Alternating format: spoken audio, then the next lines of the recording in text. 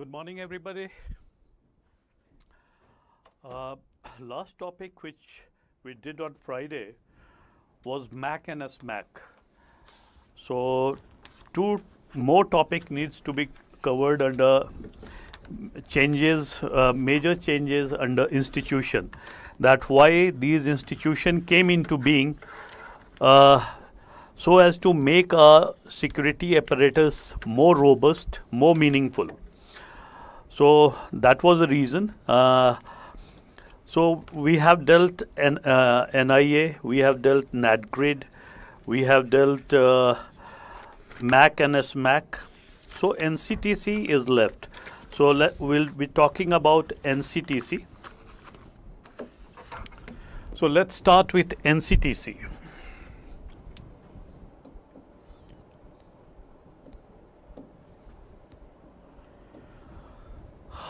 The heading was changes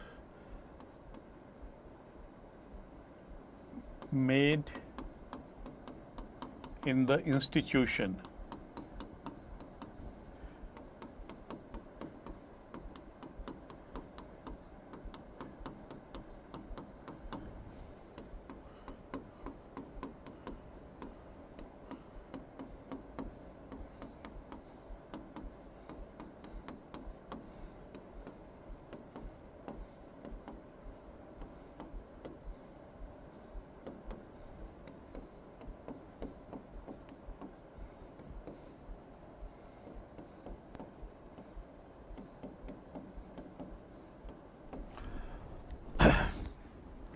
Hopefully, a brief roundup. Hopefully, you remember that we talked about security structure before 2008 and security structure after 2008. So, why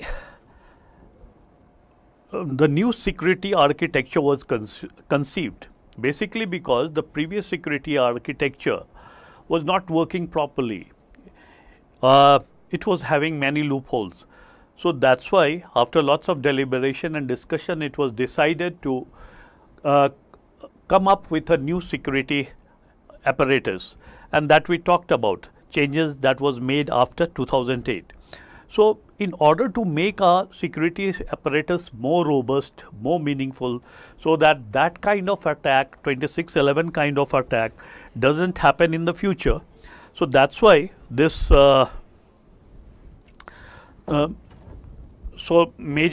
some new institution has to come in so as to reinforce the structure. Some changes were made in law, which we'll talking about after that. I received a question when the notes we provided.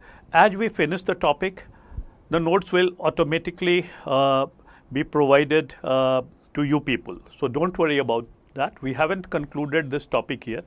Right. So today you will be getting it, right?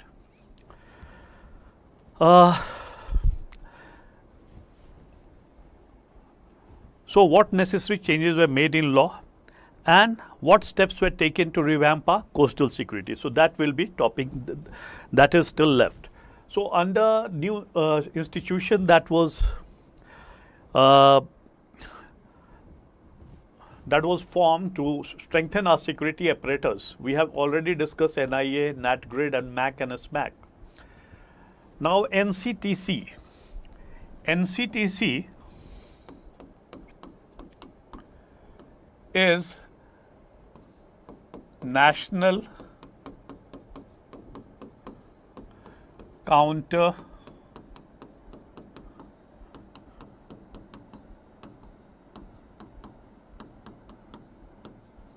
Terrorism Center. National Counter-Terrorism Center. Now, what exactly this is? Why this institution was conceived and why this institution was thought to be important? First and foremost, its mandate was counter-terrorism. Now, how to counter terrorism? By preventing terrorism, by countering terrorism, and by responding to terrorism in case, if at all, it happened. It was conceived by her previous Home Minister, Mr. P. Chidambaram, and he conceived of a security structure on the lines of Homeland Security of USA and UK. So what he thought of was to see presently what is the position. Our intelligence unit, there are around 10 intelligence units who are functioning under different ministries, and they have independent identities. For example, if I tell you IB function under Ministry of Home Affairs, Financial Intelligence Unit, Ministry of Finance, Military Intelligence, Ministry of Defense. So these are functioning under different ministries and are maintaining their respective or individual identity. Now what Mr. Chidambaram conceived of was that this whole intelligence agency will be functioning under one head. So he conceived of an umbrella organization wherein all intelligence agency will be functioning under one roof, under one command. Now, when this idea was floated,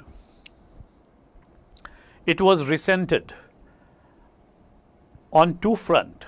First, the organizational front, and second, the political front.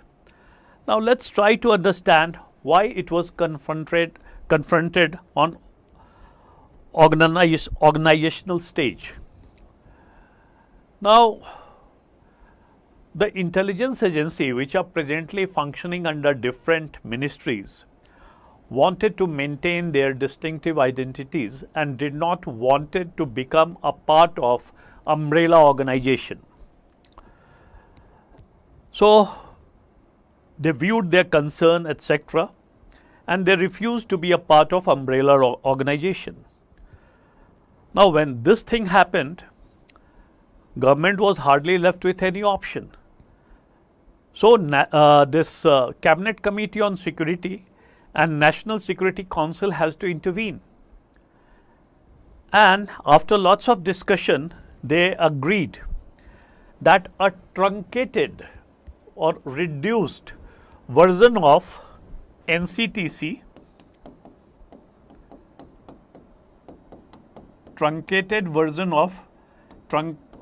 NCTC will be introduced. And this truncated version of NCTC will be under the command of a director, and that director will report to Director of IB, Union Home Secretary, and MHA. And this was also given what you can say special power of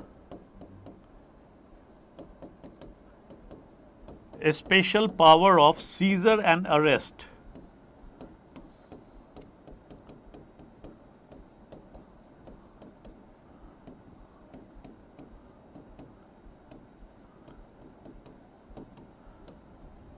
So the intelligence agencies agreed on this. So the organizational issue was over. Now political confrontation started.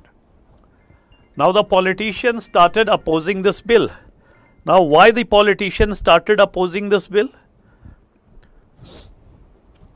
Basically because first and foremost they thought, or they were correct in the sense that it was abrogating the principle of federalism. Now how it was abrogating the principle of federalism? Basically because without informing the state government, it was vested with special power of seizure and arrest. As law and order is a state subject, and if without informing the state government if the central agency seizes the property and arrests somebody, it is definitely abrogating the principle of federalism. So that's why they started opposing it. Now the second ground of opposition was that nowhere in the world, including India, the intelligence agency has been vested with the power of arrest. It was violating that principle also because it was vested with the power of arrest. So the state government were also opposing on this ground. And the third and the most important one was that, see, since it was made part of IB, this truncated version of NCTC was made part of IB. And as it was made part of IB, it's naturally, so you cannot go to any court, neither you can discuss it in parliament. So the politician feared it most. They thought that this might be used against them to settle political scores. So that's why they opposed it. So and especially the government of Bihar, Odisha and Bengal. So this organization did not came into being ultimately. Now the last one, NSG hubs.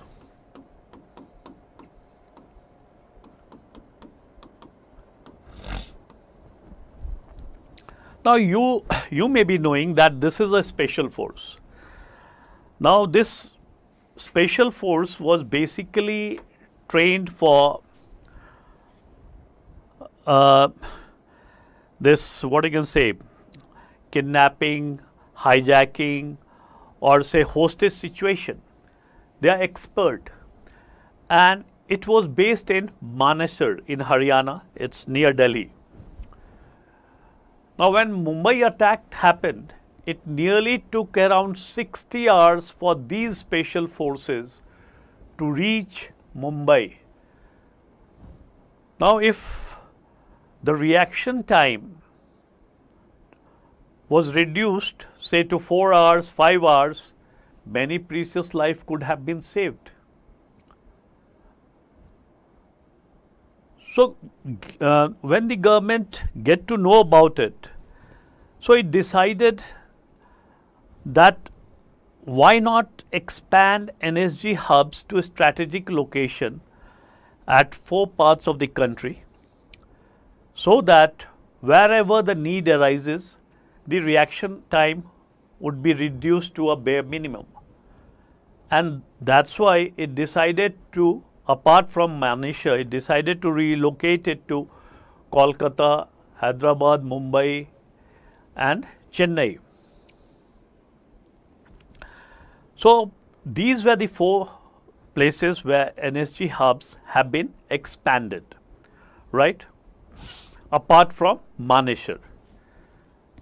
So this comes, changes made in institution comes to an end. Now we'll talk about changes, major changes made in law.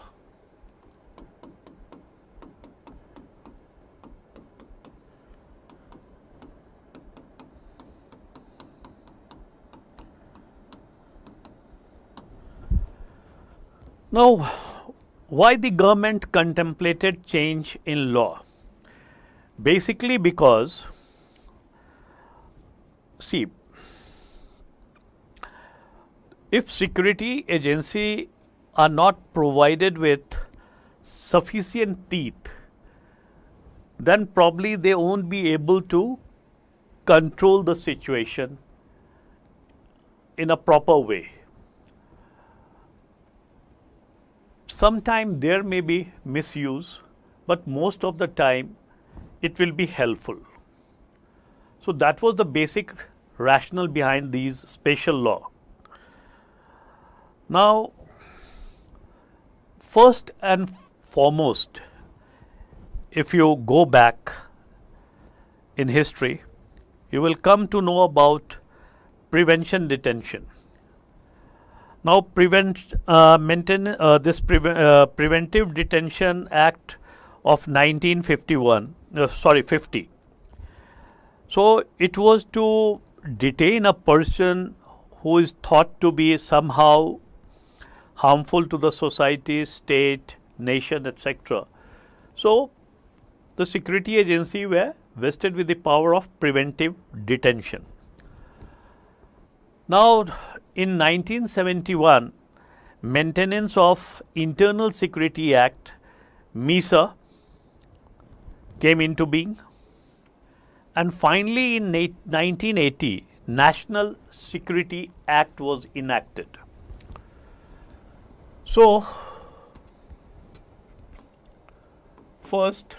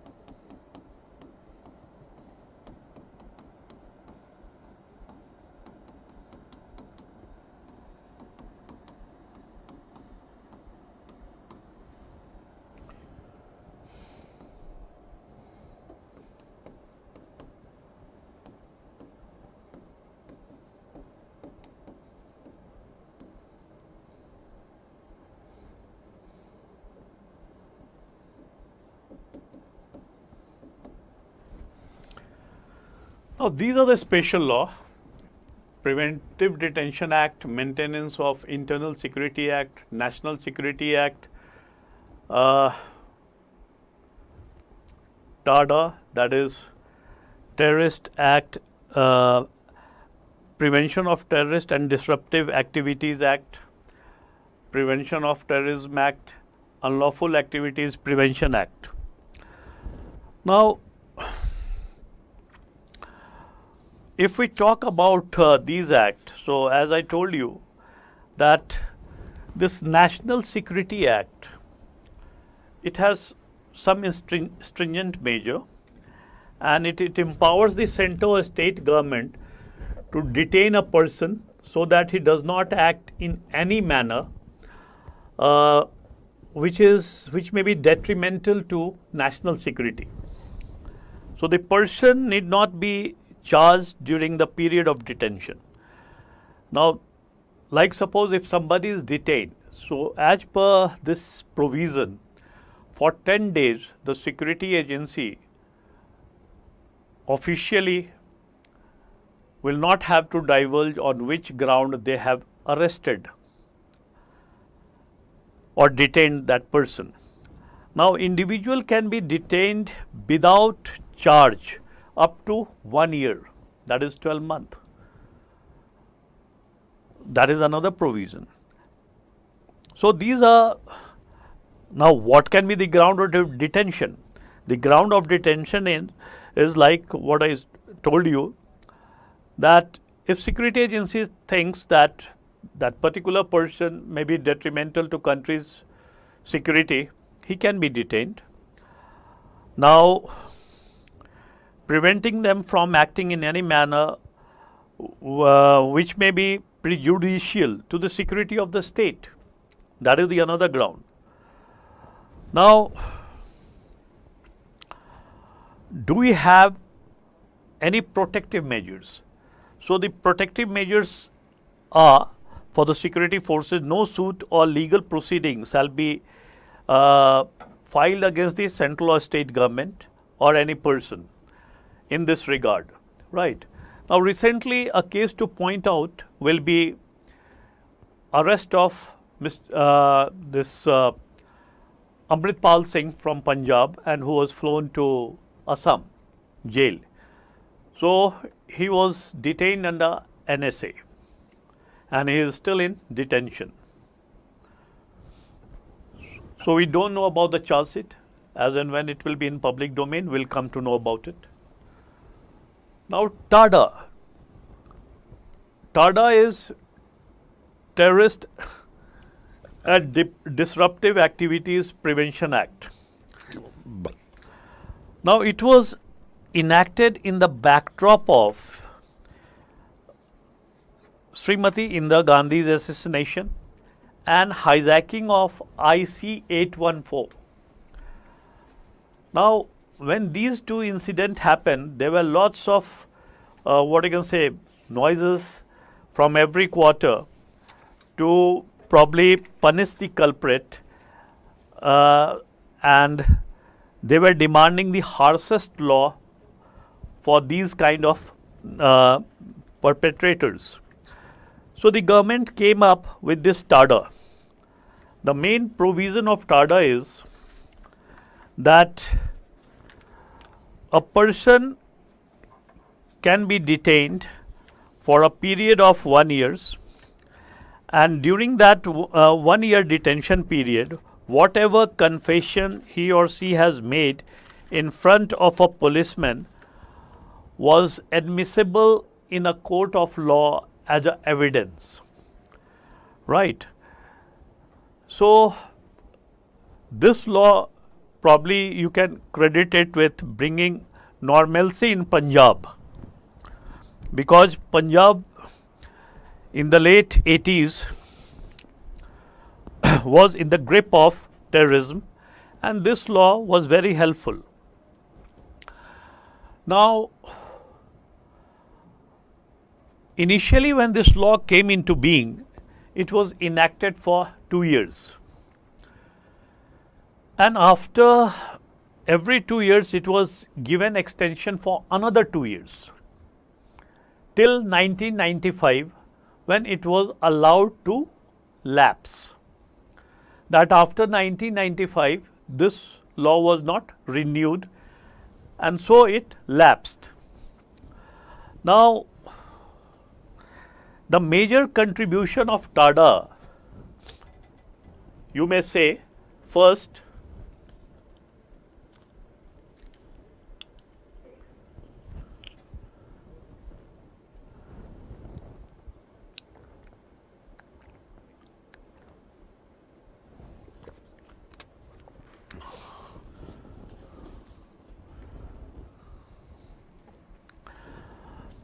see, the major contribution of TADA, if we talk about the first major contribution, it defined what is terrorist act. Here I must make it clear that there is a difference between terrorism and terrorist act. Now, see, there has been around more than 1,000 definition of terrorism doing rounds around the world. Now,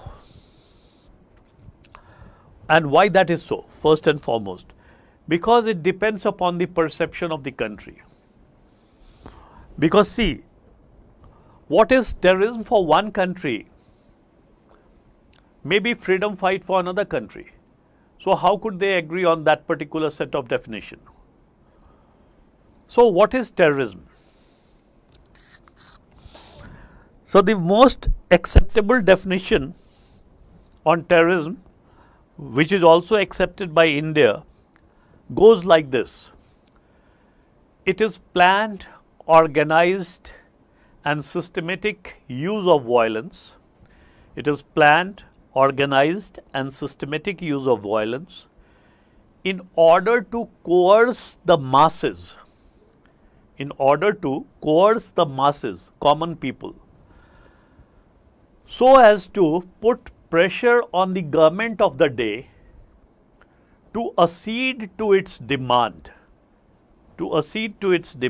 which may be political, ideological, or religious.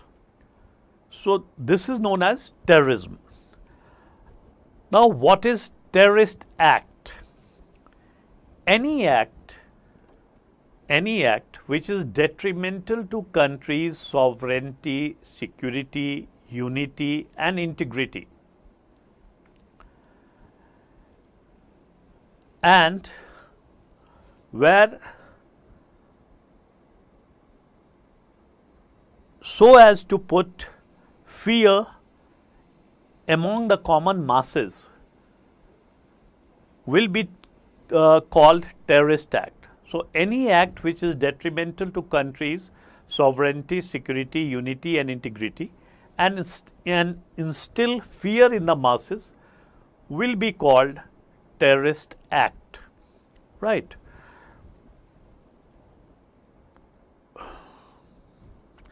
Now, second,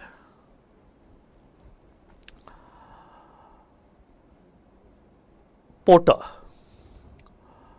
So, contribution of Tada is it defined terrorist act and it was very helpful in bringing normalcy to Punjab. Now, Porter. Now, when this law was allowed to lapse in say 1995, then after that another major incident took place in the country, and that was attack on Indian Parliament. So the attack on Indian Parliament, that was you can say attack in the heart of India. So that attack prompted again the people for demanding special law, especially the politician. And the government came up with Porter, Prevention of Terrorist Activities Act, Porter, and it was enacted in 2002. It was more or less like Tada, except that the detention period was reduced from 1 year to 6 months, that is 180 days. Other thing remaining the same. Now, this law was repealed in 2004. And why it was repealed? Because lots and lots of politicians started complaining that Porter is being misused and is being used to settle political scores. And that's why this law was repealed. Now, contribution of Porter. The major contribution of Porter was, as Tada defined terrorist act, so the Porter, as per Porter, raising fund for the purpose of terrorism. Try to understand, raising fund for the purpose of terrorism was brought within the ambit of terrorist act. So this was the contribution of Porter, that raising fund for the purpose of terrorism was brought within the ambit of terrorist act. So this law was repealed in 2004 and that's how it came to an end. Now UPA.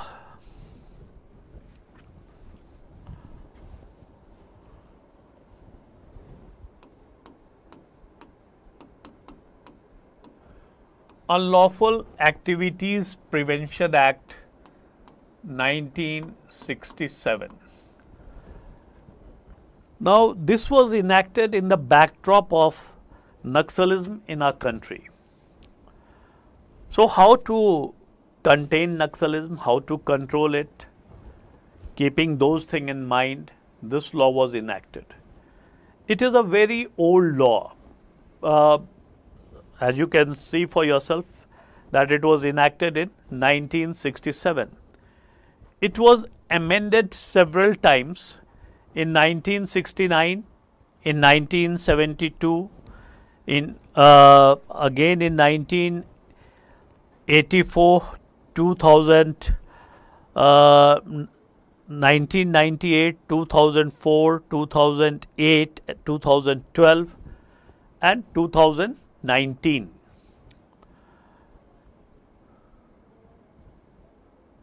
Now, under 2012 amendment, we will be talking about 2012 amendment and 2019 amendment.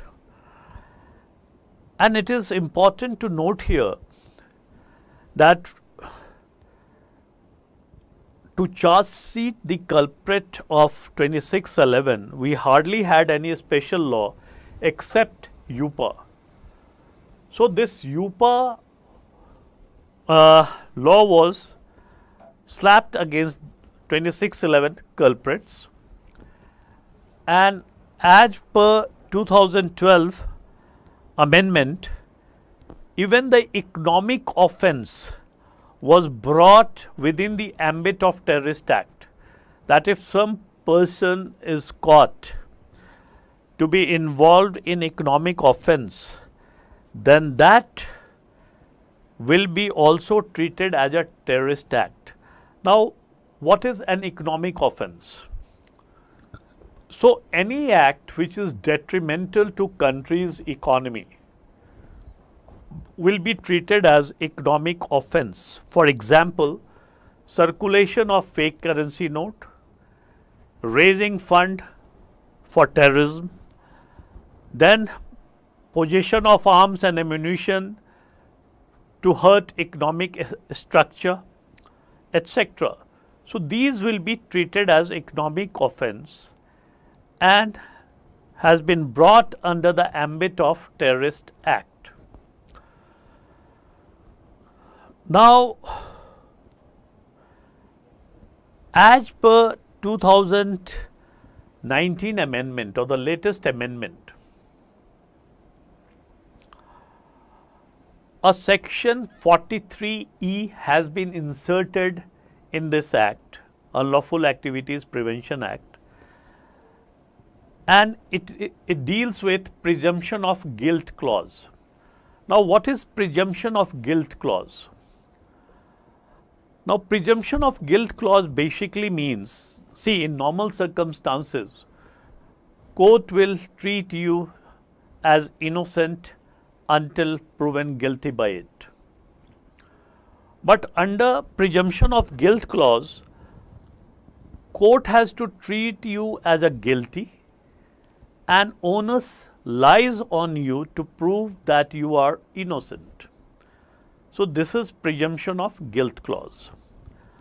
Now, second, the NIA officer were also vested with special power to designate individual who is suspected to have terrorist link as a terrorist.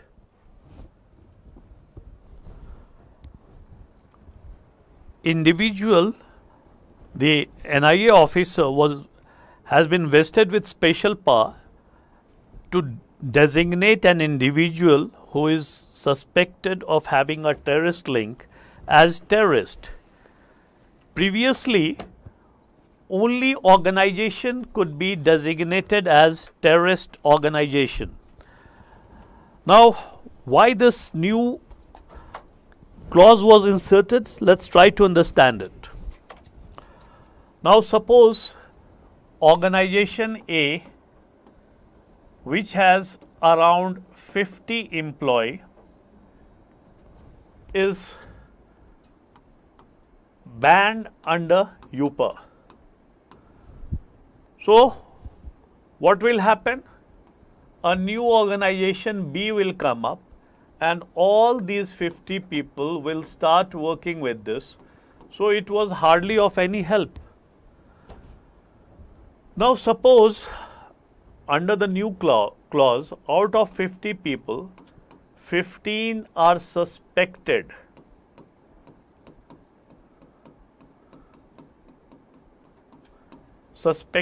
of having terrorist link, then even if they form organization B, then only 35 people will be working with it, not whole 50. So this will definitely help. Clear? Now, another important changes that was made was that previously organization could be banned for a period of 2 years, but after 2019 amendment, it was extended to be banned for a period of 5 years. So recently, PFI was banned for a period of 5 years under this very clause of UPA. Clear? Now the last topic.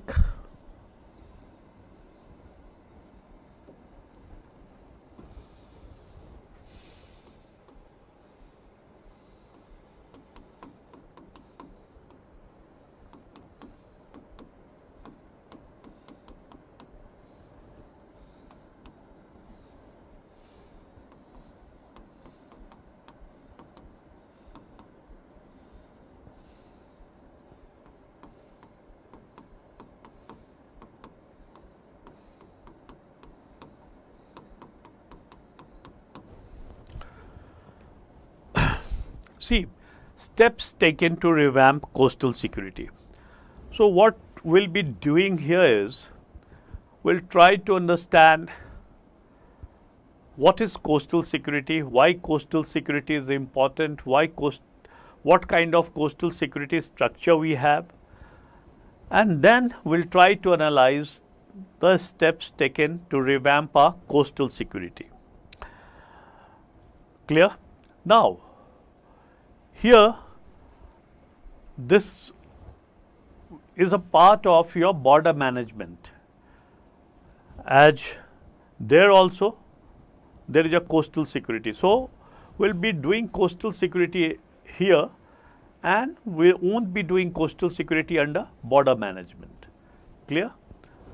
So, let's start with the coastal security.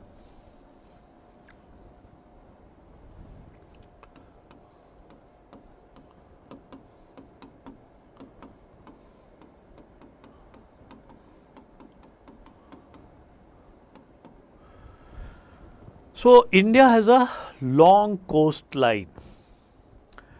It has a coastline of around 7,516.6 kilometer, including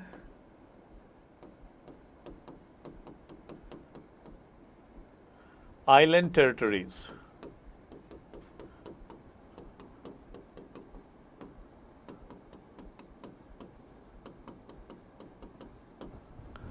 So this is the length of our coastline. Now, how many coastal states are there in India, and how many coastal UTs are there in India? So if you study the India's map from Gujarat till West Bengal, we have around 9 states and 4 coastal UTs. Now, the longest what you can say coastline is of Andaman and Nicobar Island, right? And see, the another thing which you have to keep in mind here is that prior to 2611, this is a huge coastline. So probably there were many loopholes in our coastal security. That's why those terrorists sneaked through the coast and penetrated into Mumbai and carried out that kind of attack. So how to make coast secure? That was the primary objective. Now, first and foremost, what you have to understand is why coastal security is important.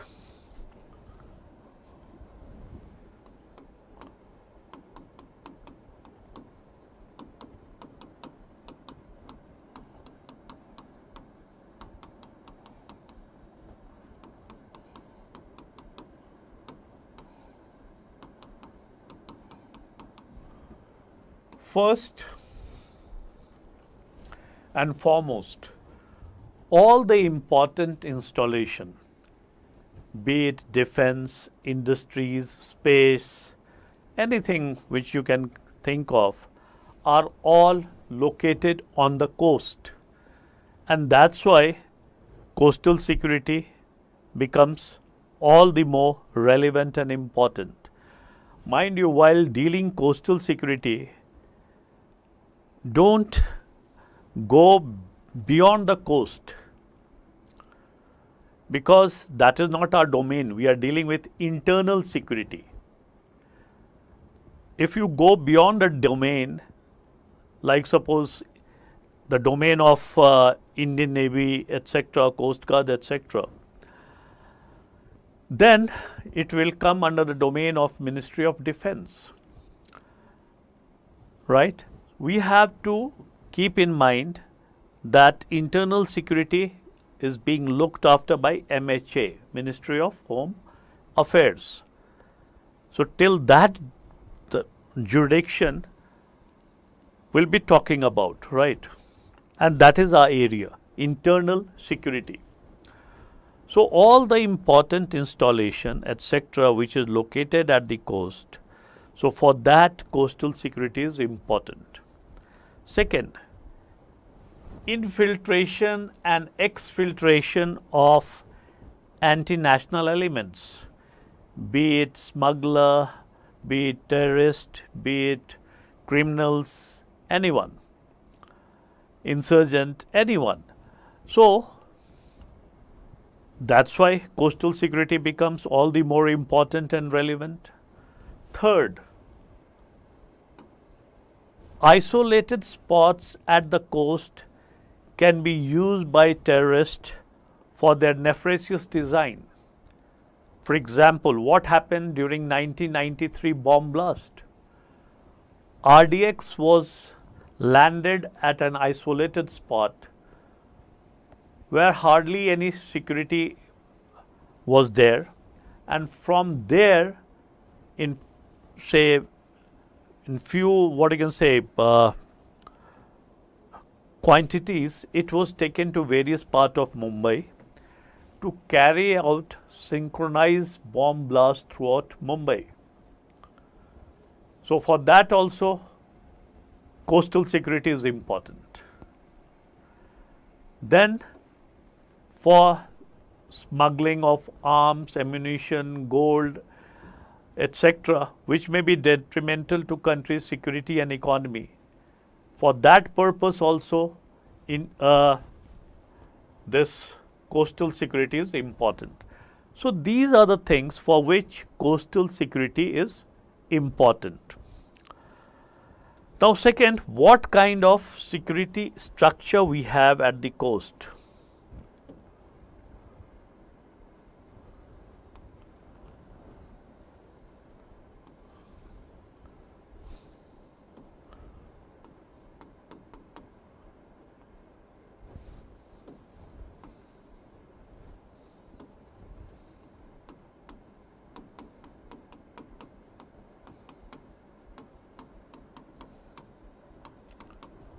See, we have three-tier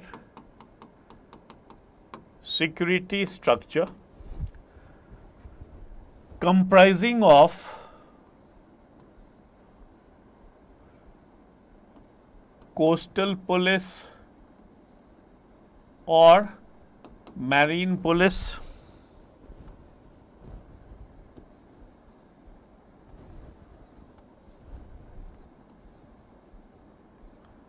then Indian Coast Guard and Indian Navy. So we have three-tier coastal security structure comprising of coastal police or marine police.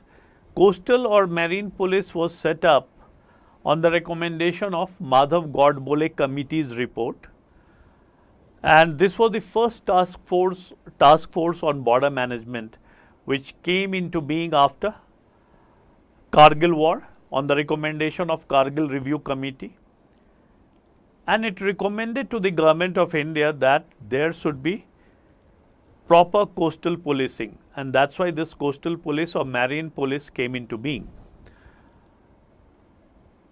Now, what is their area of operation? How they operate? That is their jurisdiction. Now, suppose this is a coastline. Now, the jurisdiction of coastal police is from baseline up to 12 nautical miles. 1 nautical miles is equal to 1.857 kilometers. So, jurisdiction of coastal police is up to 12 nautical miles, which is also known as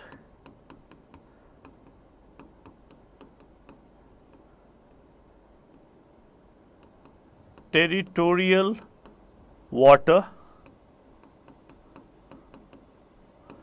Now, up to this point, up to 12 nautical miles, the law of the land upholds that if any suspect etc. is caught within this range, then they will be tried as per country's law.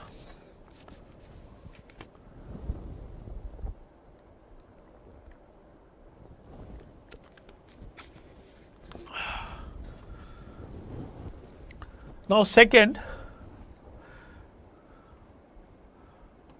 from baseline again up to 200 nautical miles, Indian Coast Guard, which is also known as exclusive economic zone,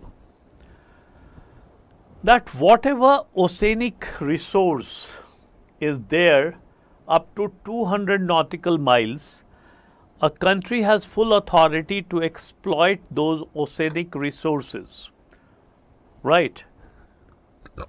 And beyond 200 nautical miles,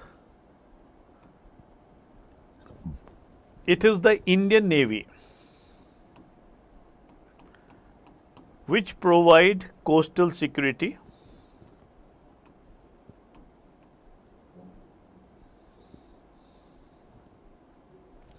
and it is also known as high seas or international water.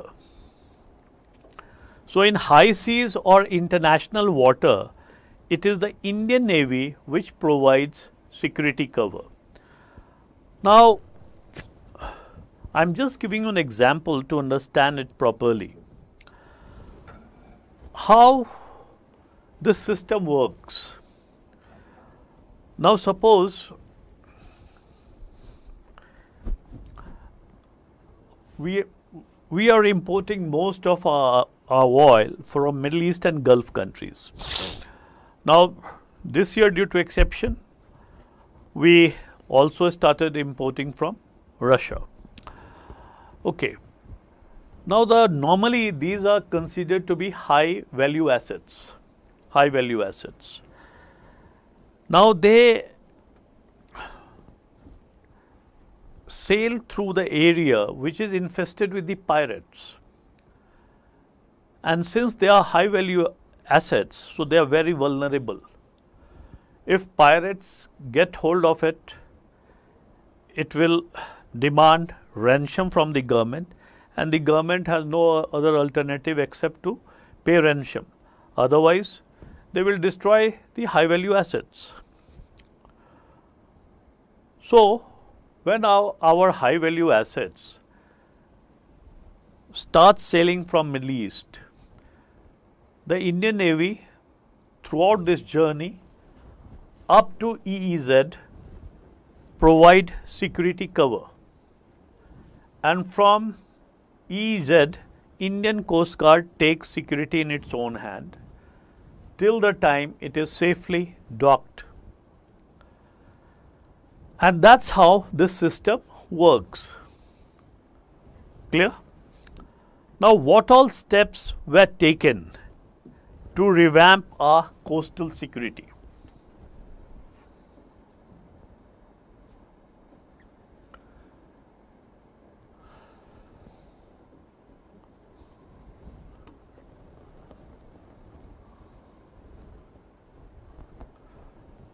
Now, the first and foremost was the central government immediately granted rupees 15 lakh per coastal police station so that they could upgrade their computer system and install surveillance equipment so as to keep 24/7 eye on the coast. That was the first step, an immediate one. Now, the second step was that the government issued an order that all the boats plying in Indian water has to be mandatorily registered under uniform registration system. All the boats plying in Indian water has to be mandatorily registered under uniform registration system. That was one. Third,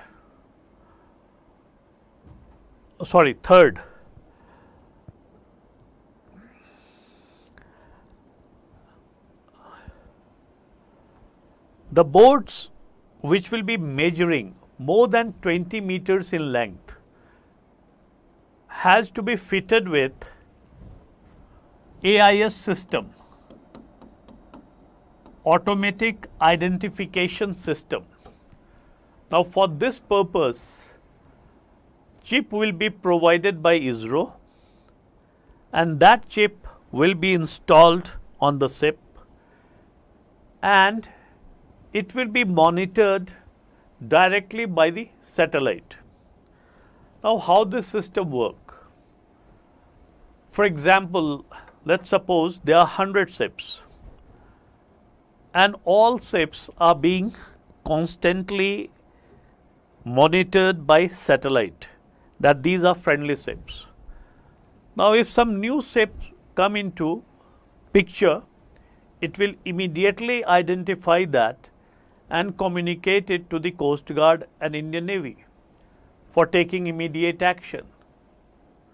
So, through this mechanism work. A pilot project was taken in Porbandar and in Mumbai so as to test its efficacy, and it was found to be useful, and that's why the government has given a go ahead to install this on all the ships measuring above 20 meters in length.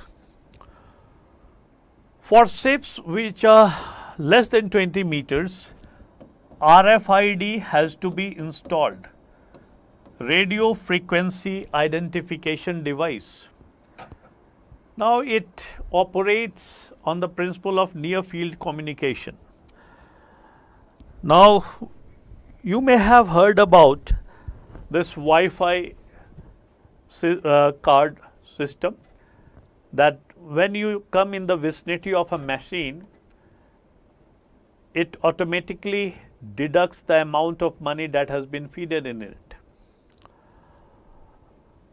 So, same system is here.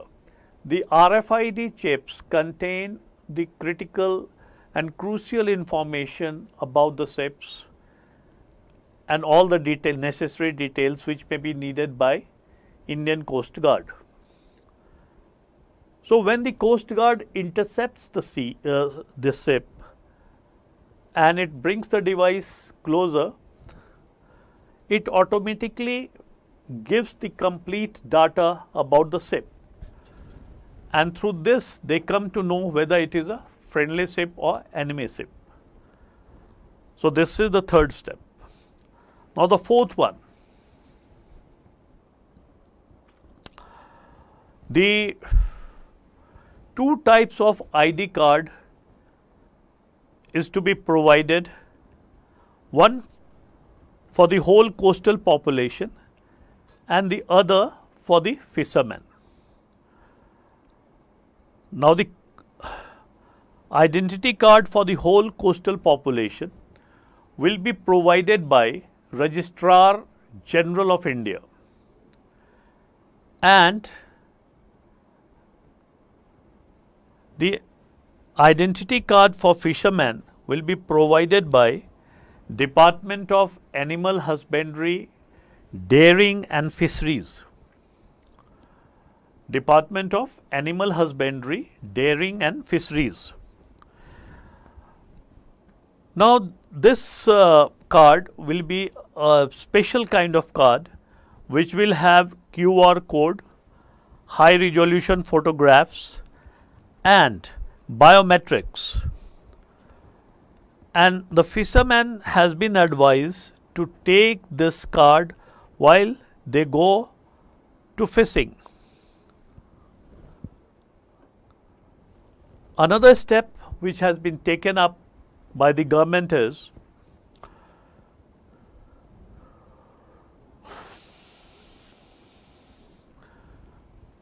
coastal mapping. Now what is coastal mapping? Coastal mapping basically pertains to putting important information on the map so that during crisis situation reaction time can be reduced. So what the states are doing through coastal mapping? Now they are putting up the location of, say, local police station, hospitals, dispensaries, bomb disposable squad, firefighters, fish landing point, etc. All these kind of information on the maps. Nearly all the states have completed this process, and except Lakshadweep. Lakshadweep is still in the process of completing it, and hopefully it will complete soon. Now color coding. See, every state, coastal state and coastal UT have been assigned a special color. Now this is not one color that has been assigned, but a complex color which can be identified with the help of computers or what you can say reading machine. So that kind of color has been assigned, and the boat have to be painted in that particular color,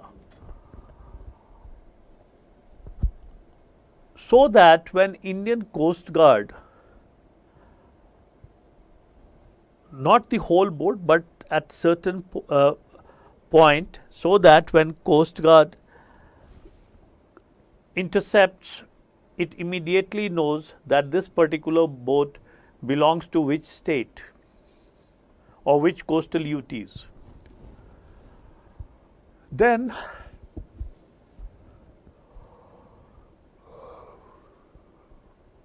Sagar Prahari Bal.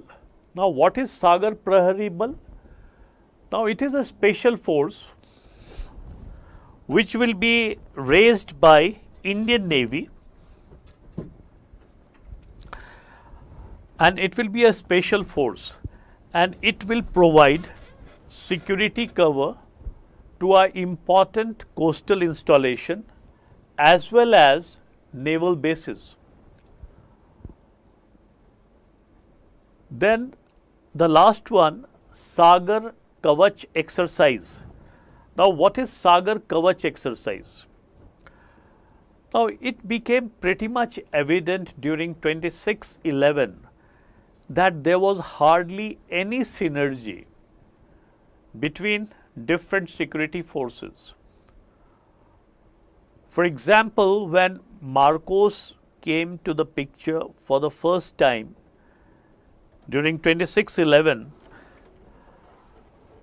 it could not work in coordination with the local police,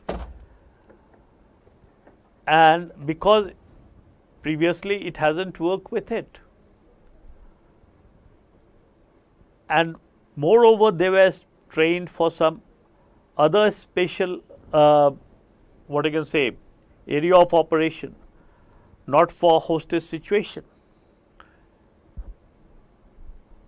So they were not so successful, though they are the deadliest, considered to be the deadliest force in the world, and even during this G20 summit in Kashmir, their services were needed and they immediately put their services in Srinagar, in Dal Lake.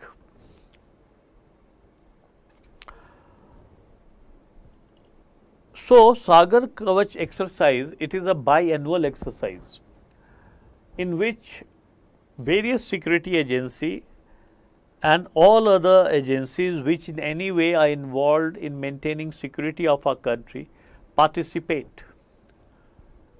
Now, they are divided into two teams.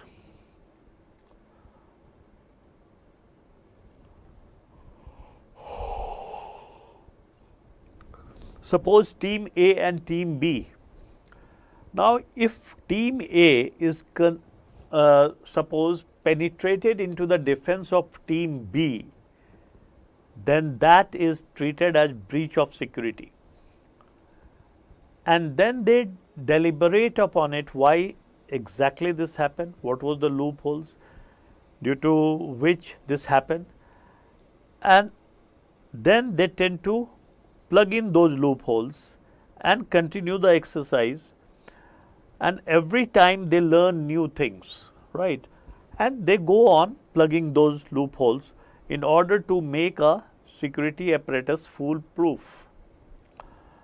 So, this is Sagar Kavach exercise.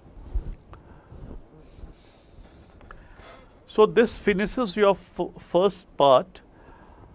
Now, the information which you got here, probably you will be utilizing it in almost every sections of your topic in whatever form you think is necessary, or you may be surprised that exactly the same thing may also come, because I haven't taught you any irrelevant thing which is not needed in internal security.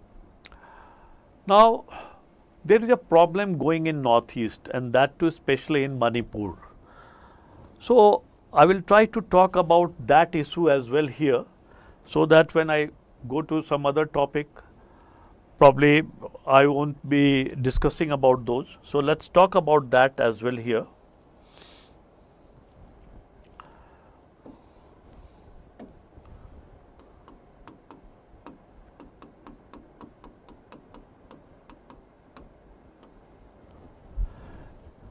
See, the basic background which I am providing you is that in Manipur there are three dominant tribes.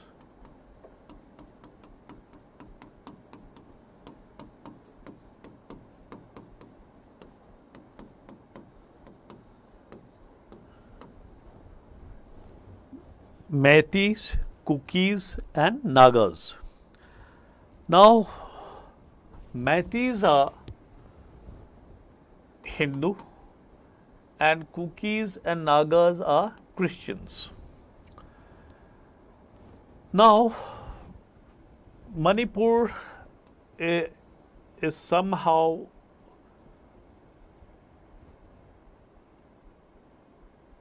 shaped like this.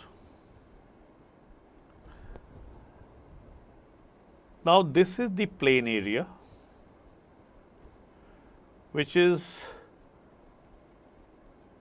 around 10%, and these are all hilly areas.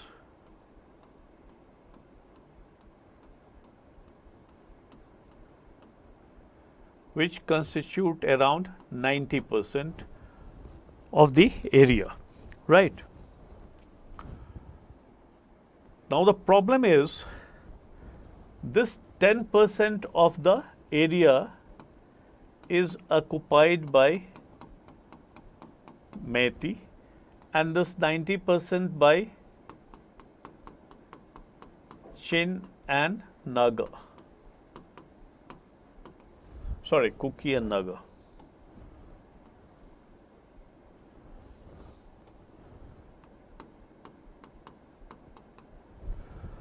Now, what is the problem? Just try to understand. Meiteis, though they are in majority, but they have not been given tribal status, and Kuki and these majority of the population occupy only 10% of the land mass, land area, whereas and they are the majority, and Kuki and Naga, they are given tribal status and they occupy around 90% of the area. So this was the thing which happened when Manipur became part of India and then it became independent state. So this is what it was continuing. So Meitei took up arms and they were in constant fight with the state government and this center, and so these groups were also fighting our security forces. Now what happened recently was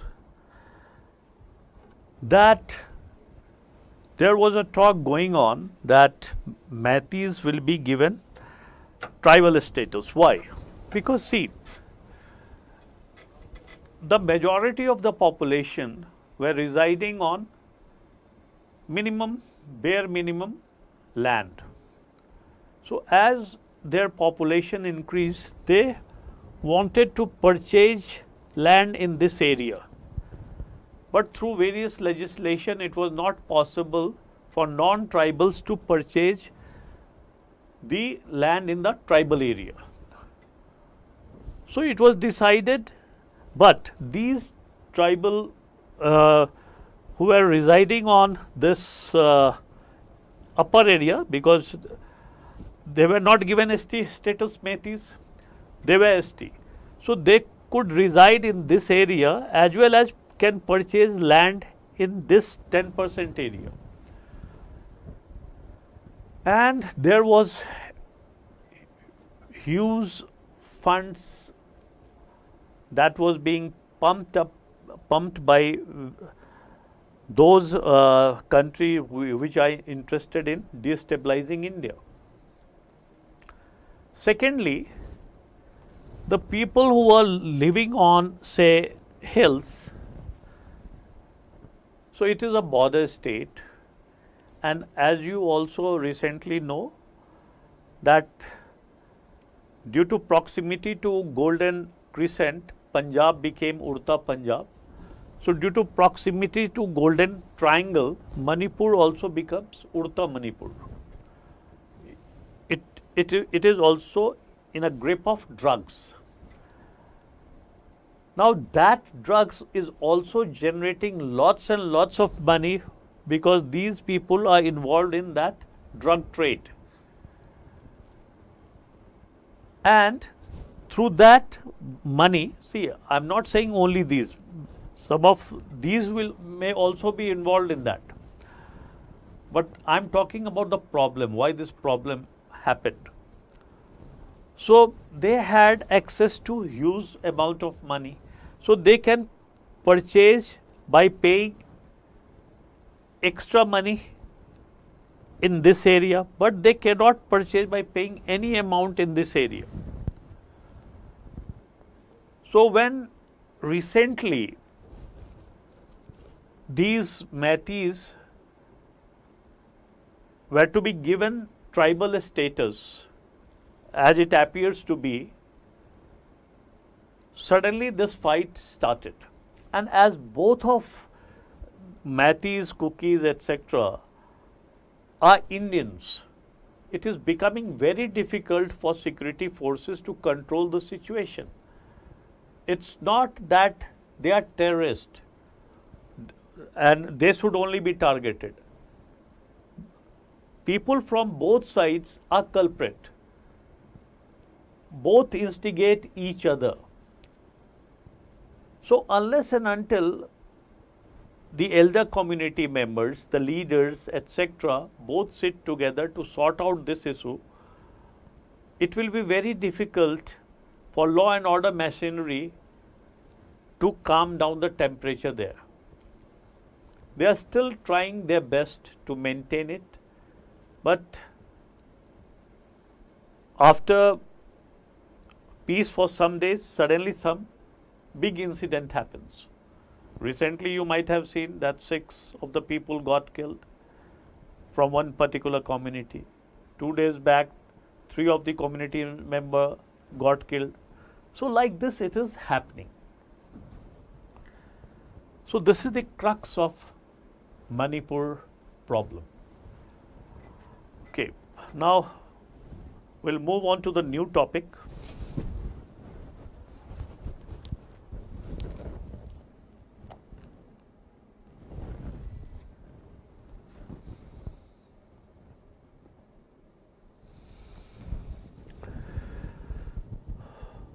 Difference between terrorism, insurgency and Naxalism. Very good question, I must say. See, terrorism, as I told you, it is planned, organized and systematic use of violence in order to coerce the masses, where the victims are the masses. And why the victims are the masses? Because to put pressure on the government to accede to its demand. Whereas in insurgency, it is not the masses who are being targeted. It is the government machinery which are being targeted. That is the major difference. And same goes for Naxalism. So, Naxalism and insurgency can be treated as a terrorism because violence is involved. Now, Naxalism, see, it is a ideology, extremist ideology, where they believe that they have to topple the democratically elected government and to reinstate with more authoritarian regime. So they want to put up people's power at the center. So that is their ideology through protracted people's war. I will be coming to it. So this is the major difference. I hope you understand.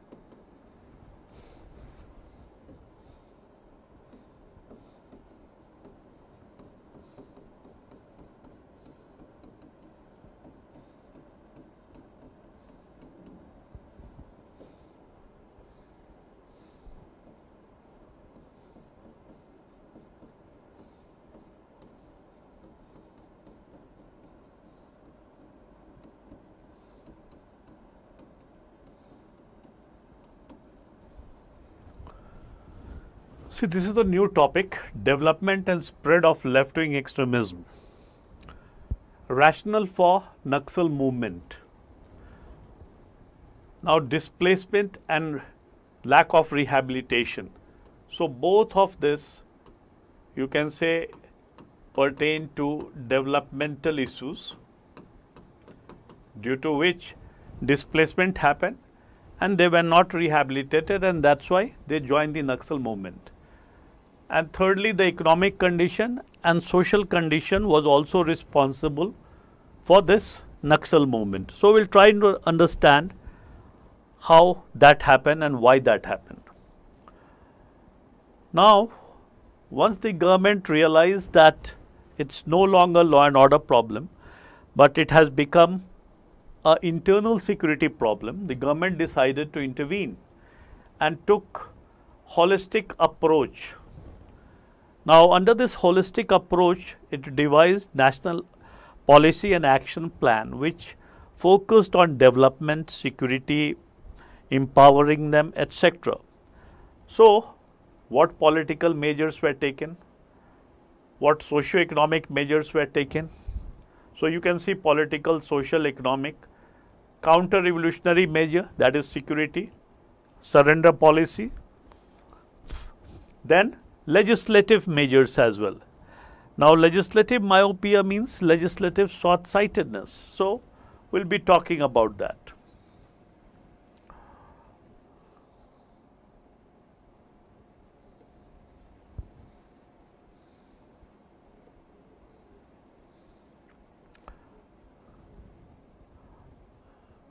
Sir, what is the difference between Taliban and terrorist? See, Taliban are students. I'm not expert in Urdu word.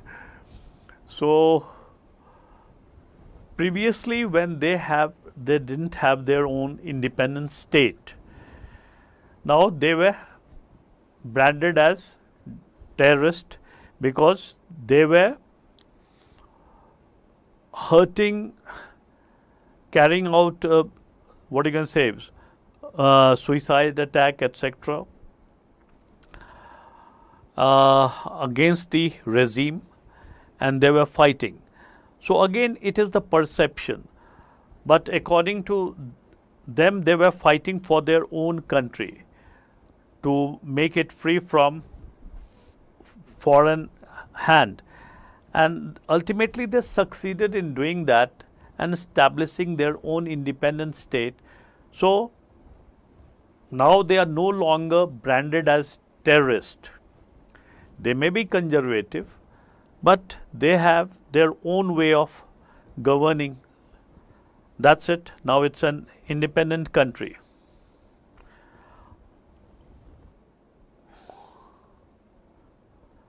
Armed Forces Special Power Act and what its function. See, basically this Armed Forces Special Power Act has been provided to the security forces to make them immune from prosecution in certain special situation.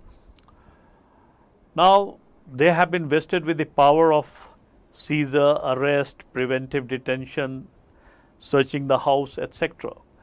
in disturbed area. So, as in Northeast this was prevalent, but recently government took some steps as and when the area started becoming peaceful, it started withdrawing Armed Forces Special Power Act from that particular reason.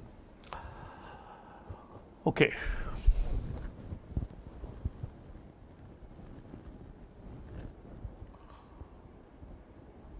So, this is the topic which we are going to do, development and spread of left-wing extremism. Now, you will be surprised to know that a question was asked in civil services last year, and this was the direct question which was asked from my notes. Now, I am reading out the question and you can see for yourself. The question that came in your exam is like this: Naxalism is a social, economic, and developmental issue. Naxalism is a social, economic, and developmental issue manifesting as violent internal security threat. Manifesting as violent internal security threat. In this context, discuss the emerging issue and suggest multi-layered strategy. We are talking about multi-layered strategy only: political, social, economic, security, surrender policy, and legislative. So, multi-layered strategy to tackle the menace of Naxalism. So, you can say this is the straight question which came directly from my notes. Now, try to understand what exactly this is all about, this particular topic. Now, this topic says development and spread of left-wing extremism. Now, the word development and the word left-wing extremism are two entirely opposite words. One has positive connotation and the other has negative connotation. So, in that sense, how positive thing is leading to spread of negative things. So, this is the uniqueness of this particular topic, that how positive thing is leading to spread of negative things. So, we will try to understand as why this is happening.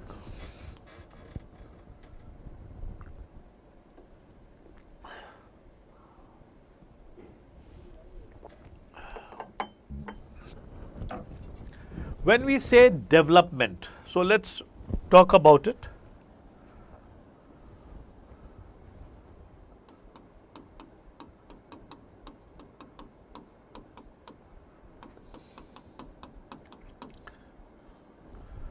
When we say development, it means there is a growth in every sector. So, when all the sectors show positive growth, we say development has taken place. Now, I will give you one example to understand this. During pandemic,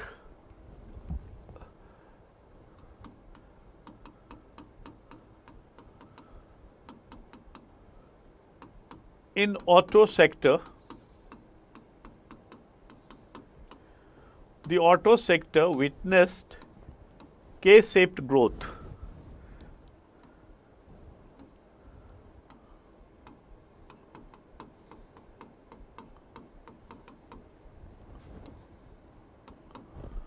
Now, in auto sector, there was increase in demand for four-wheeler and decrease in demand for two-wheeler. Now, what this indicate? That overall in auto sector, one product was showing positive growth, the other showing negative growth. So, we cannot say development in auto sector has taken place, because every sector is not growing positively. If this two-wheeler segment was also showing positive growth, then probably we could say that development in auto sector, right? Now, let's talk about extremism.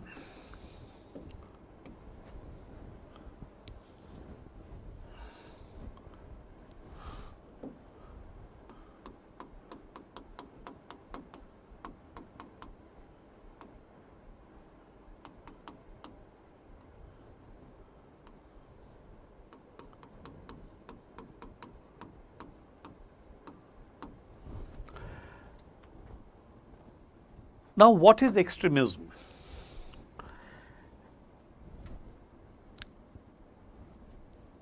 See, if you try to understand in layman's way, when your way of thinking deviates from the masses, you are extremist. You are thinking in a different way, where the common masses thinks in a different way. So that's why you are an extremist. Now here, left wing and right wing. Now left wing extremism and right wing extremism. Now these two words has nothing to do with extremism in the sense that after French Revolution, the people who sat on the left hand side were mostly peasant, and the people who sat on the right hand side were mostly capitalist class. So the left wing and the right wing. Now the topic is left wing extremism. So which means peasant extremism. Now here try to understand what exactly is this. In China, Mao Zedong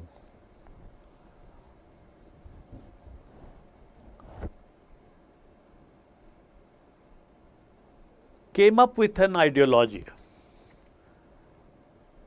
where he said that if you go by history, then you will find that it has been witnessed to many struggles between the peasant and the capitalist class, and they have been fighting for long. And why they have been fighting? Because the capitalists are exploiting the peasant. Now, he was of the opinion that the present social relation and the state structure under the capitalist society are exploitive in nature, and they can only be ended by an armed revolution by the peasant class. They can only be ended by armed revolution by the peasant class. He was of that opinion. Now how that is to be done? So for that, he came up with doctrine of capturing state power. And how to do that? So in order to capture the state at the center, he said that you have to follow 3 steps.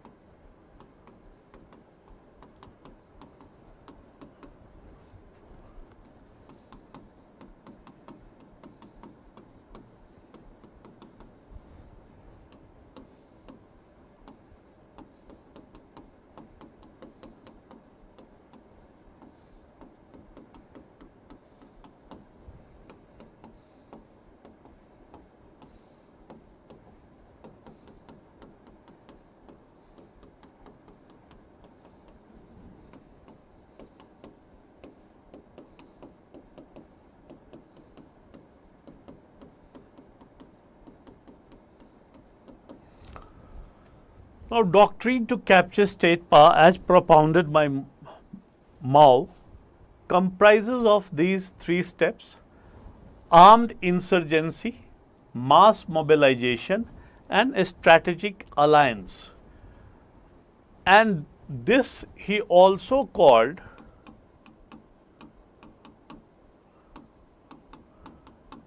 protracted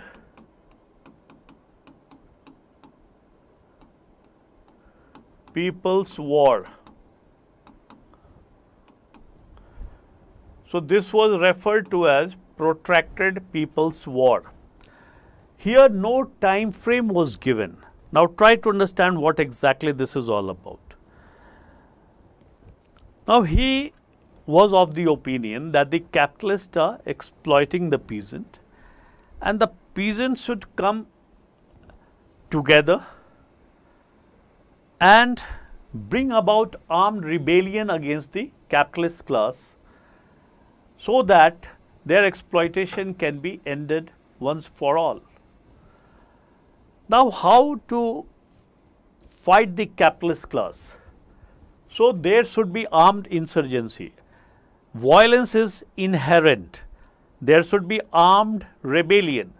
So, in his ideology, violence is inherent. There has to be a violence. Now, mass mobilization. Now, after this, first and foremost, you have to mobilize the masses. Once the masses are in your favor, then these capitalists cannot do anything to you because they are few in numbers, few people. So you have to mobilize the masses and you have to carry out armed rebellion.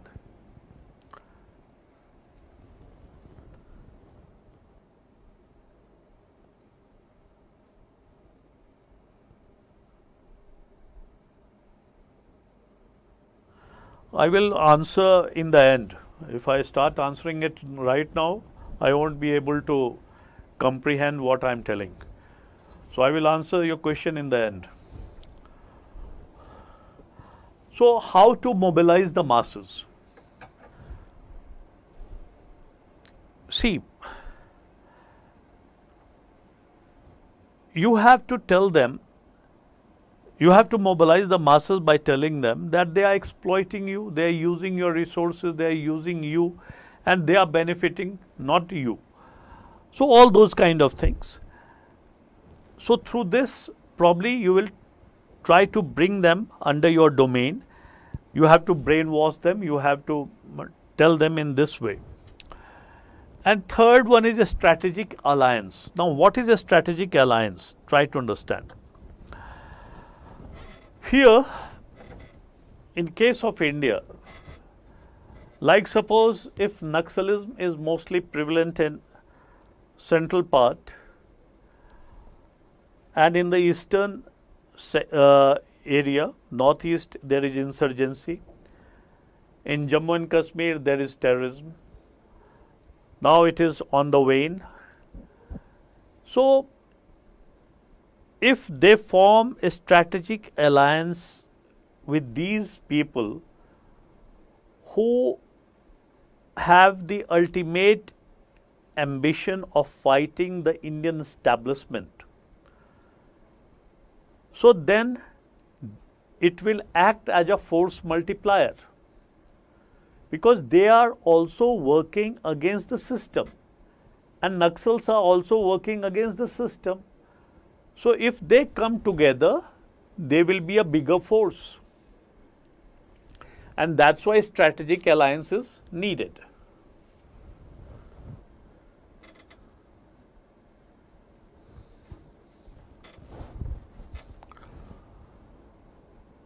So this is known as protracted People's War, because here no time frame is set that you have to achieve your end objective of capturing the power at the center within the stipulated time frame. It can be achieved say in 1 year, in 5 years, in 500 years. So there is no time frame, but you have to constantly work on it to achieve that, right? Because there is a famous saying by Mao, political power grows out of the barrel of gun. So basically, the central theme of his ideology is the use of violence, right? So this is the ideology part. Now the second is how they operate to spread their ideology. So what are the phases? So there are 5 different phases.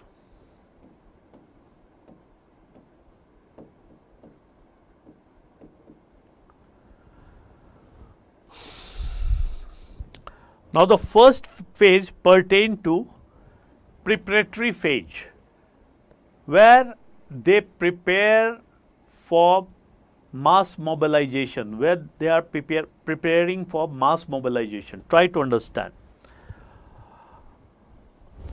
I will try to depict it through diagram.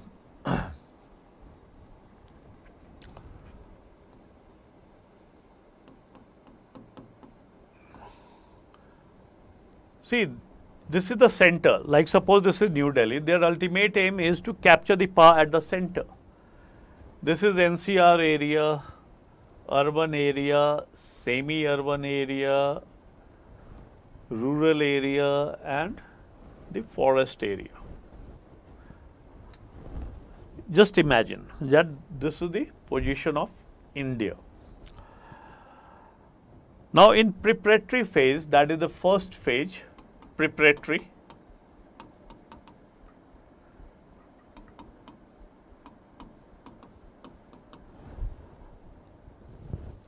What they do? They prepare to mobilize the masses. How? They identify those locations which have scant government machinery presence there. And since there is a scant government machinery, so basically it will have a small dispensary, small post office where 1 or 2 people will be working, and a small police station. That's it. It will be situated in far off places, not well connected, very difficult to venture there. So normally in this area, tribal people lives. So in preparatory phase, 4 or 5 trusted peoples of the organization,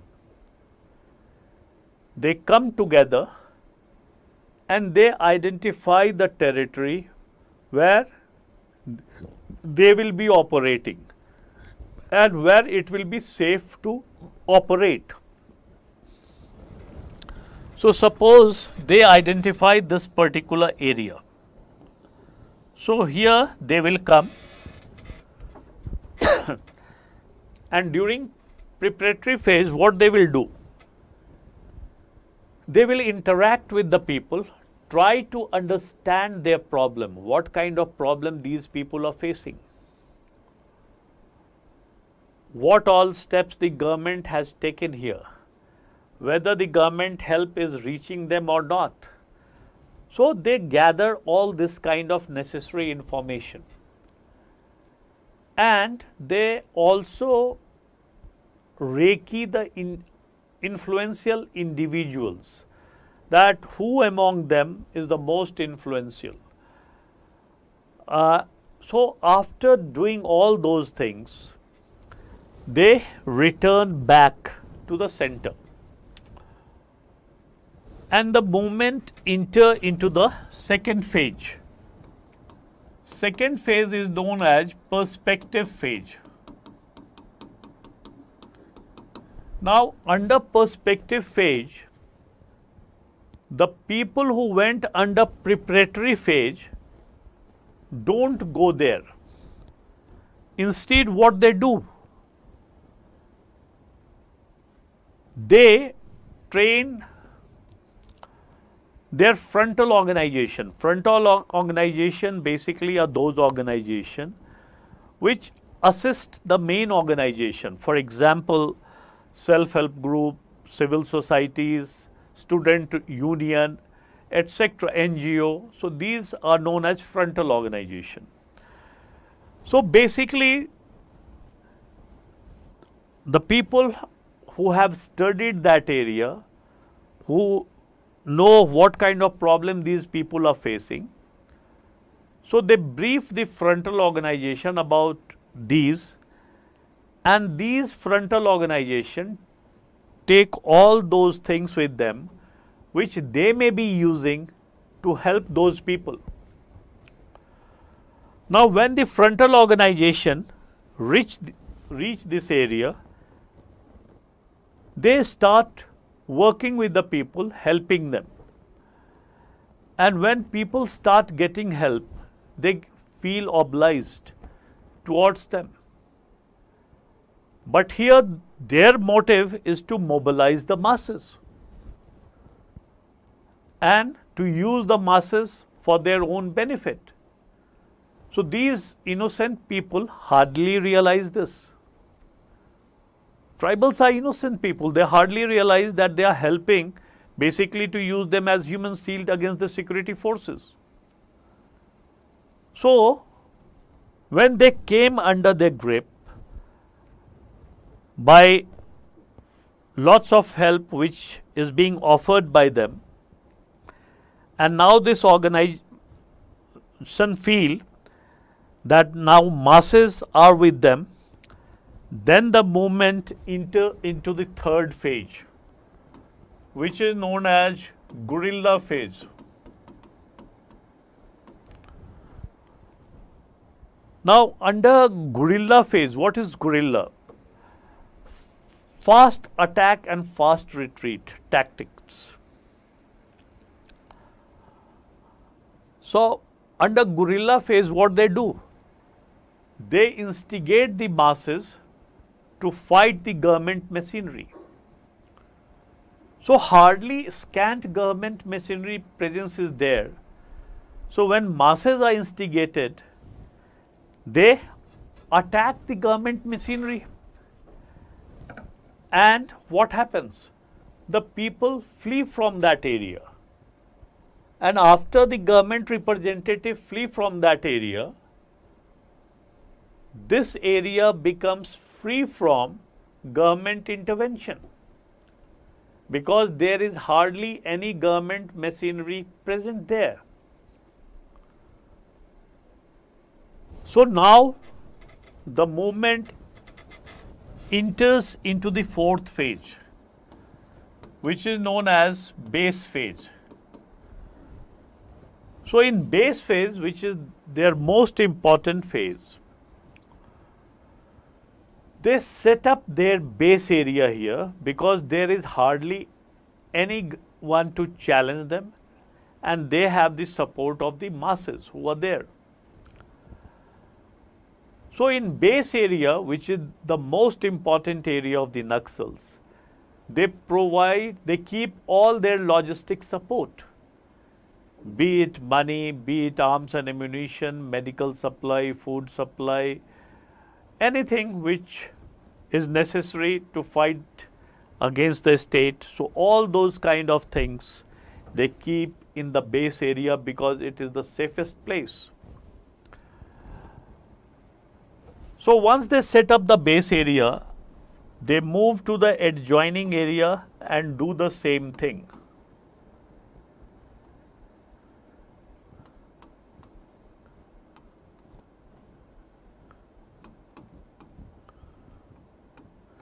So when this area comes under their influence, for example,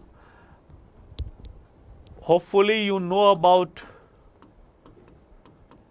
Abu's Mad. It is also known as Maoist capital in India. It is in Chhattisgarh and goes up to Gadchiroli in Maharashtra. It is nearly 4,000 square kilometer of territory, which is the what you can say considered to be the capital of Naxals, Abu Jumad, right? And here security forces have recently unearthed lots of base area, the famous one, Dantewara, Kanker and Bastar. So these here the security forces have identified their base area. Now, similarly, it's not that the people at the center are sitting idle. Now, here what they are doing? They are spreading their ideology outward in the vicinity. Now, through their frontal organization in form of what you can say, trade union, student union, NGO, etc., and bring influential people in their fold, intellectuals, professionals, say like doctors, lawyers, professors, etc., who can be used as influencer to bring in more people in their fold, and they also provide fund, they also provide logistic support when needed, they also provide hideout, etc. And a new terminology has come into being for these people who lives in an urban area and support the Naxals. So, Vivek Agnihotri has come up with the term urban Naxals. So, they are known as urban Naxals, right? Because they support the Naxal ideology and without realizing that they are doing anti-national work. So, lots and lots of prominent people recently have been held and they have been put under house arrest, some under jail, etc. So, likewise, these move inward, these move outward, right? And when they will converge, then that will be a time when the last phase, the liberated phase will happen.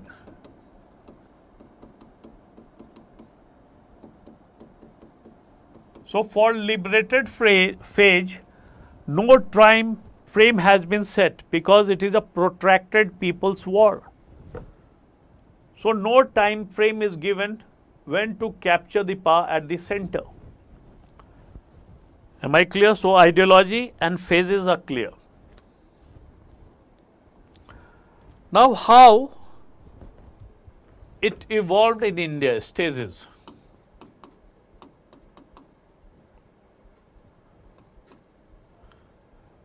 So, we will be talking about 3 stages.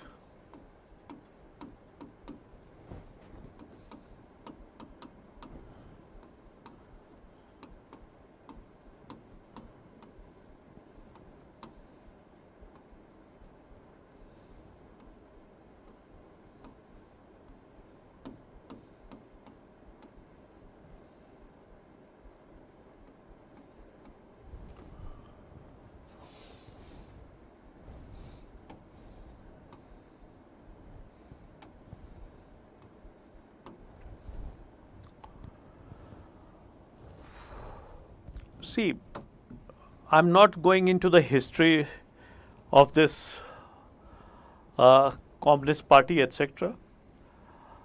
Now, here we will try to understand why this period is important and from this date till date, why they became a potent force. Now, what happened in 1967? See, try to understand, which gave them the name Naxals. Now, in West Bengal, near Siliguri, there are 3 villages, Naxalbari, Khokhriwari and Fancy Deba.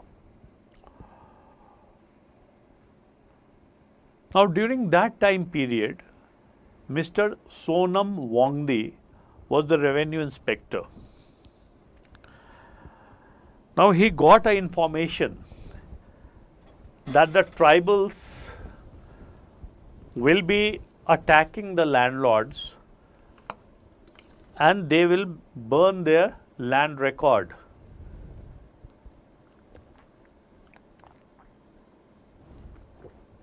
So that they can claim their land. On hearing this information, Mr. Sonam Wangdi decided to go physically into the villages and prevent this from happening. So as he got into Naxalbari village, so he saw that there was battle going on between the tribals and the landlord, and in that fight a tribal arrow hit him and he died. This happened on 24th August 1967.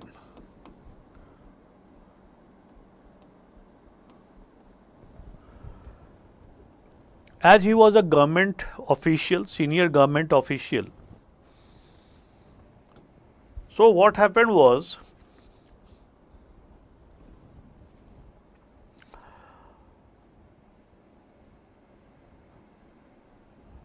that the government, the security forces on 25th August encircled the whole village, Naxalbari village, and you can say they carried out a kind of massacre in which around 11 people got killed, 7 women, 2 men and 2 children. Right. Now this was a very big event in independent India, after independent India. This was the first documented armed rebellion by the tribal against the security forces. That was one. And the second was that 11 people lost their life. So this brought the communist member from all over India to Kolkata, West Bengal, in 1967. I am leaving you here and I am taking up questions, and then we'll try to proceed from here. So, and that's why, first let me finish this, then I will take up the question. So what happened was that 25th August from that date every year is celebrated as Naxal Day,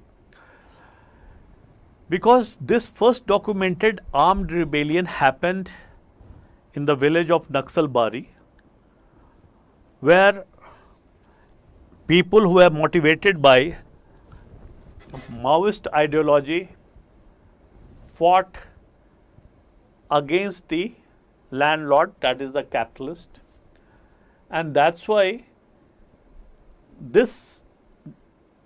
the follower of this particular ideology in India was known as Naxals, because it was named after the place, first movement which was named after its place. In past, every other movement, etc., if you go by, they are all named after the people who conceived of that ideology. But here the place became important, because after independence in Naxalbari, first documented armed rebellion by the peasant against the landlord happened, and the followers of this ideology from then on were known as Naxals, and every year on 25th August Naxal Day is celebrated. Okay, so I am leaving you here and I am taking up question. Sir, in Jammu and Kashmir insurgency activity, terrorist activities, better the government tries their best to educate the people and provide better economic facilities to drive them into general path. But the major challenges in tectonic activities and cloud bursts which disrupt the communication channel and destroy the transportation system, and these lead to low investment either from indigenous or through FDI. And again, people of this area are prone to doing wrong activities, that they have no major source of income, education for moral values, and this vicious cycle is again going on. So what will be the best possible way to overcome the situation? See, Subhajit, whatever you have said is more practical and rational. But see, natural calamities are something which is not in your control, which is beyond the control of human beings. So that will not deter FDI, etc., or investment from coming into that area, basically because if they feel that law and order is functional there, because most of the property investment, etc., which they do are insured against these type of losses. So they have hardly anything to lose. So that will not deter them. And moreover, after this revocation, as lots and lots of news through various news channel, article, etc., you and me also are coming to know about that there is a what you can say, happiness. The common people are now lot more happier than they were earlier. If you go by whatever is being published in media or whatever is available on the television, etc., even the international reaction, etc. So I don't think there is any hindrance till the time, like suppose if terrorism again returns back, then there will be a vicious circle. As see, Punjab returned to normalcy, and again it was going in the grip of this Khalistanis, etc. But it is the duty of the law enforcement agency to see that they guard against such threat. And our law enforcement agency are very strong and robust, and they are guarding Kashmir against all these kind of threats. So I think Kashmir is on its way of development.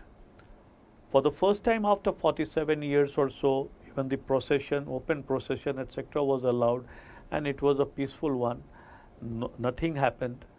So every festival, etc., is celebrated in a big way.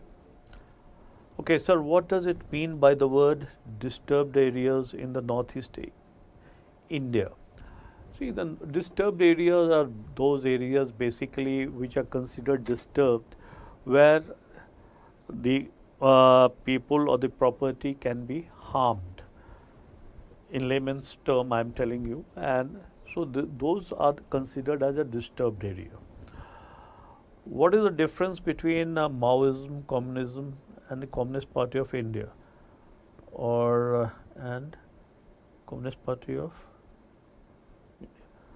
See, Maoism, this Naxalism, in Maoism and communism, the major difference is here it was the peasant versus the capitalist class. There it was the industrial worker against the capitalist class. So in Maoism case, you can say, for the sake of understanding, peasant fighting the landlords, and in communism the proletariats were fighting against the capitalist class. So the industrial worker were fighting against their owner, or the owner of the industries. So that is the only difference, nothing else. Little bit difference is there, so it will need a separate class to discuss in detail. So this is the thing which you can keep in mind for the sake of understanding. And same Maoism in India is known as Naxalism, because here also peasants are were fighting against the landlords, etc. Okay, any other question? No. So after the break, we'll resume our journey again. So we'll be meeting at 2 o'clock, right?